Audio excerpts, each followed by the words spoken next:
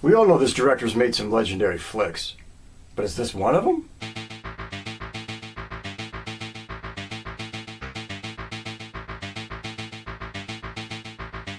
Okay, everybody, every director that has a legendary body of work sometimes has a motion picture that goes a little bit under the radar, and that's why we're here today. We are going to check out 1981's Blowout. But before we go any further, before we dig into this gem anymore, once and again, and as always, to the trailer.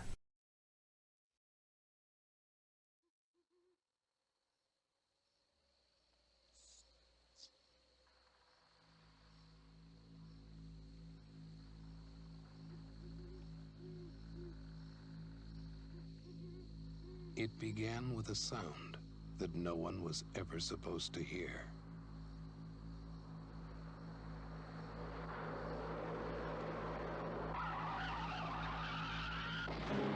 He's the one who saw it? Yes, he says he pulled a girl out of the car. I would like you to forget about her. Yeah, that's what I heard just before the tire blew out.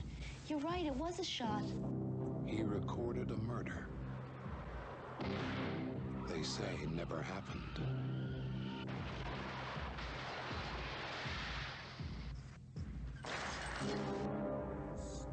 There's still loose ends, witnesses. The girl, I've decided to terminate her. Terminate her. Terminate her.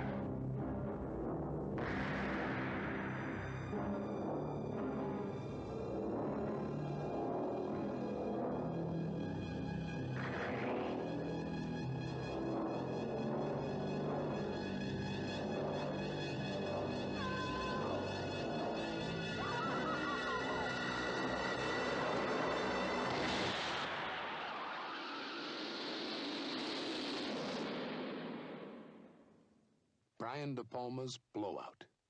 Now you hear it. Now you don't.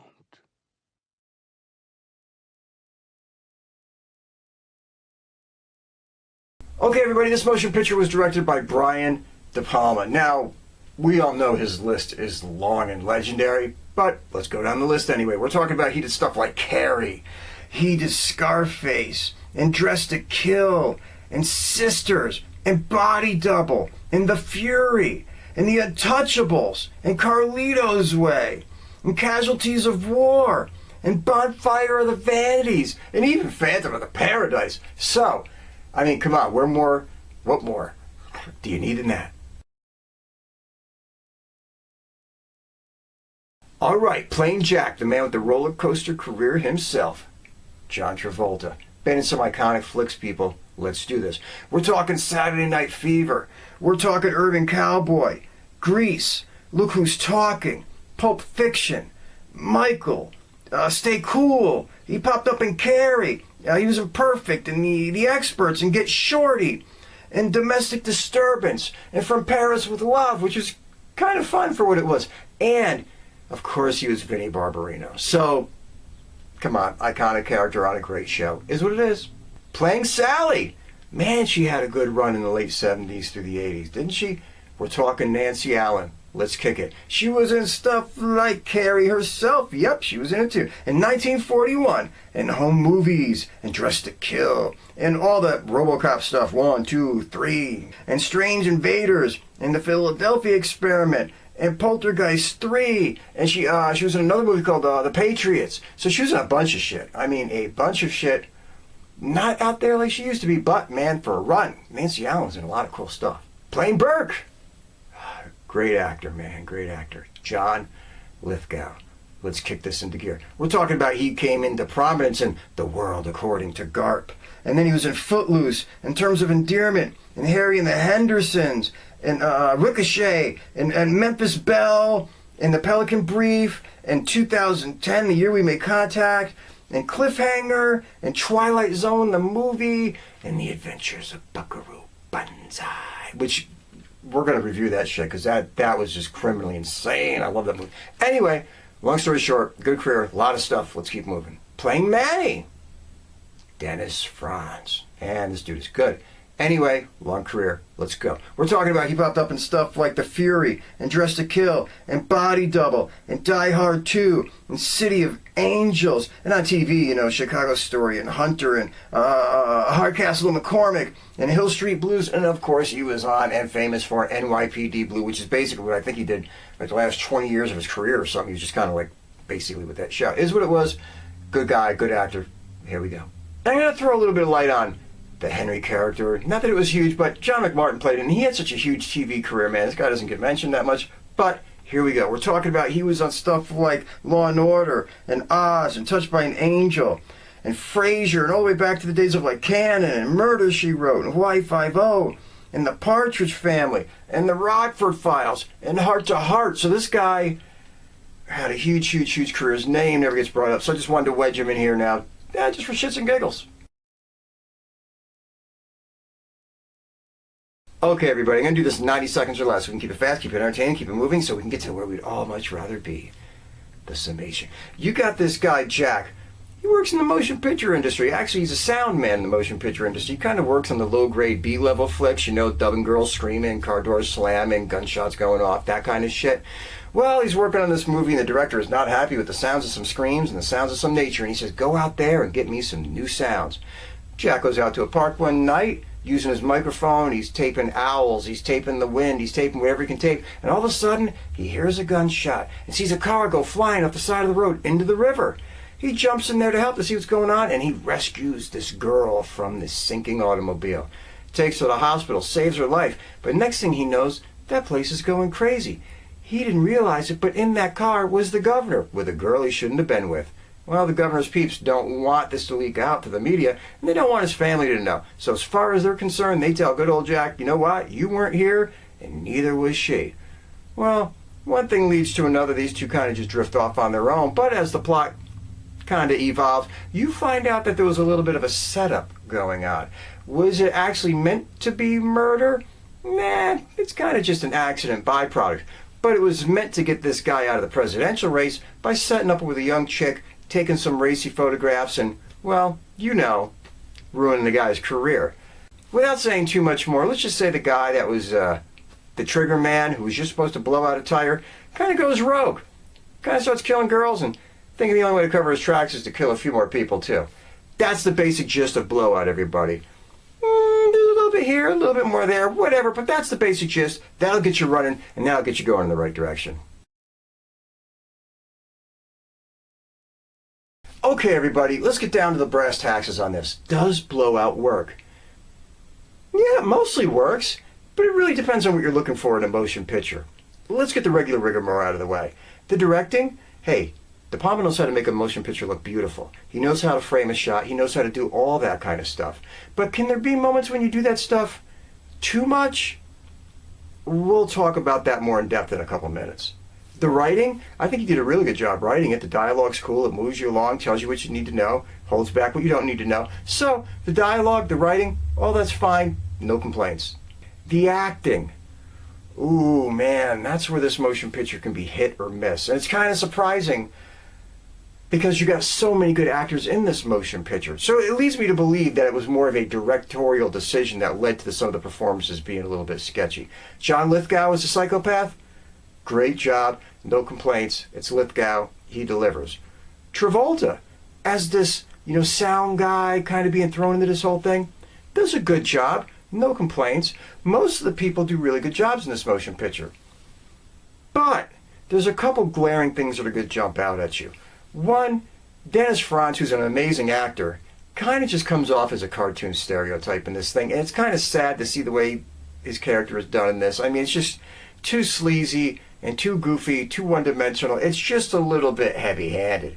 And Nancy Allen, who is a fine actress, we've seen her in a bunch of other things, in this, oh my God, the way they got her marching around with that squeaky voice and acting like she doesn't know what goddamn the hands on the clock do. I mean, it was a bit much, and it was a bit too scatterbrained and too dippy. And again, I don't think that was her. I think that was literally the way that they had written it and the way that they wanted her to perform it. And they just had her perform it in a bit of a, let's just face it, stupid way.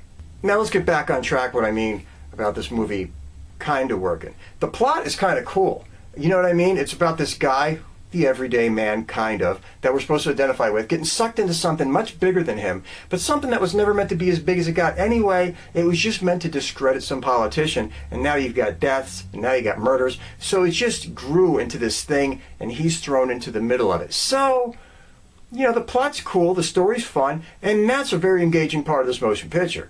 Now let's talk about like the stylistic choices that might have hurt the movie instead of helping the movie. This movie has a lot of what I like to call the Palma-isms in it. You know what I mean? He was known for a certain look and a certain style and a certain vibe. In his early work especially, that kind of identified him. One, a lot of his movies felt like a dream.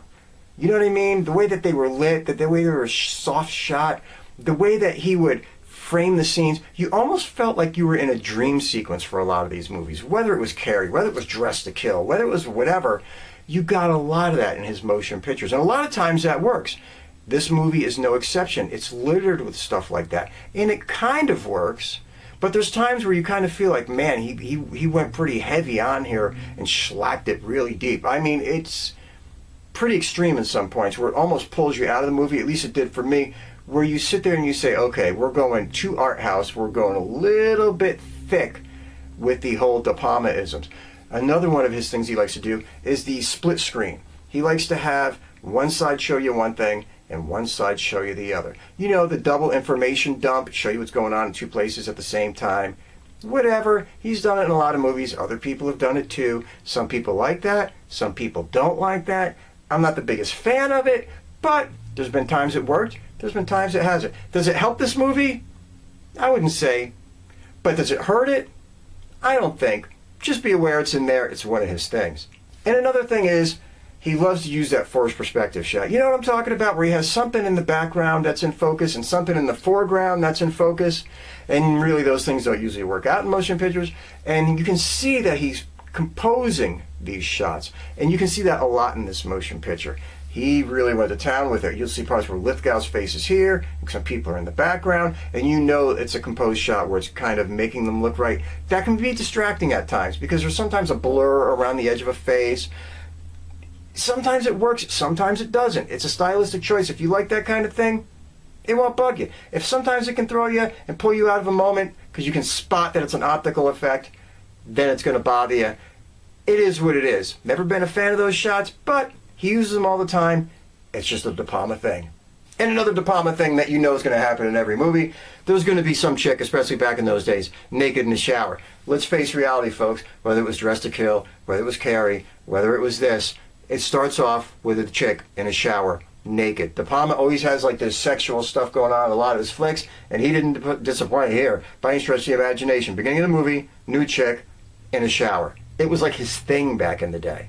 Now, any of those things might not be anything that pulls you out of the movie and ruins it for you by any stretch of the imagination. But sometimes when you add all of them together, it can be a little bit distracting and a little bit much. And I think this might have been the one motion picture, which is why it probably isn't talked about as much as the others, where he did it in a way and he did it in a style and he did it frequently enough where it kind of just pulled you a little bit out of the motion picture, and it pulled you out of it enough to where it didn't have the fan base of a Carrie. It didn't have the notoriety of a Dressed to Kill. My God, it didn't have the legendary status of a Scarface or something like that. It was one of those motion pictures where sometimes the art house thing went a little bit deeper than it should have. Also, one other little thing about in this motion picture, I never really bought the chemistry between Nancy Allen and John Travolta. Normally good actors on their own. Normally they do great jobs, but together, and I don't think it was them, I really don't. I think it was just the way the story was written. You're kind of like, why is this guy so interested in this wacky chick? Unless he's a bit of a wacko himself. I mean, because the character is not a character that you're going to sit there and say, oh, let me run out and give her a big hug, and I just want to hang out with her. Maybe he's doing it a lot because he just wants to solve the story and all that other kind of stuff. Granted. But then you believe that there's parts where he really cares about her as a person, but then you believe that it's just the means to the end, and then you believe that, you know, at least on a human level, he cares. So it's kind of all over the place, and you don't really have that kind of like, oh my God, he has to save her type of vibe. You have like, yeah, he has to save her, but why does he care? It's one of those things where it just never completely works. Then when you throw that together with an ending of a motion picture that kind of just leaves you with a feeling of, what? It wasn't even a down ending. It was just like a weird ending. It was just one of those endings where you're like, what the fuck is... What? Okay. And you walk away from it feeling like that.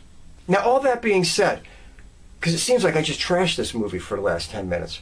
Should you watch it? Most definitely, yeah. It's actually a movie with a really fun plot, some mostly good acting, some stylized looks that maybe went overboard, but it's actually a decent flick that you should check. I'm not saying it's the best thing he ever did. I'm not saying it's the worst thing he ever did, but for something to look at in the De Palma catalog, yeah, you got to check it out. You got to take a look at it. It'll keep you entertained. It'll keep you moving along. It's not going to draw you in like Carrie drew you in. It's not going to sit there and be like, whoa, what the fuck's going on, in the way that maybe something like Dressed to Kill did. And it's not going to be iconic like Scarface was. But it's a solid movie. It's an entertaining movie. Not a great movie. Not a movie without flaws. But if you like a little movie with a cool plot and an over-stylized look, then you're probably going to kick out of this. And hey, for an hour and 40 minutes, or hour and 45, whatever the hell it is, there's a lot of other worse things you can do. All right, everybody, once and again, and as always, be good, take care, look out for a friend, help a stranger, be kind to everybody you humanly can be kind to. But above all things, never, and I mean ever, take any bullshit from anybody. Be good.